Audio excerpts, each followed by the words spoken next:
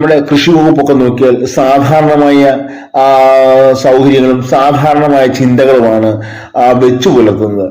പലപ്പോഴും crop management system അതിനൊരു management factoring ഘടകത്തിലേക്ക് എത്തിയാൽ ഇതിനെയെല്ലാം നമ്മൾ ഓഹരി വിപണിയിലെ ചില സൂചിക പോലെ തന്നെ ഫണ്ട് മാനേജ്മെന്റ് വളരെ ബുദ്ധിപരമായി ചെയ്താൽ ഇതിനെ ലാഭകരമാക്കാം. അതായത് നമ്മൾ ഒരു പ്രദേശത്ത് എത്ര പേർ അരി കഴിക്കുന്നു എന്നുള്ളതിനെ ആസ്പദമാക്കി നമ്മൾ ശ്രദ്ധിച്ചറിയാം, മറ്റു ചില ദേശങ്ങളിൽ നമ്മുടെ കേരളത്തിന് വെളിയിൽ വലിയ കൃഷിപ്പാടങ്ങളിലൊക്കെ മുൻകൂട്ടി കമ്പനികൾ പണവും വിത്തും വളവും ഒക്കെ കൊടുത്ത് കൃഷി ചെയ്യിച്ച് അതിന്റെ ഉൽപ്പന്നം പൂർണ്ണമായി എടുക്കുന്നു.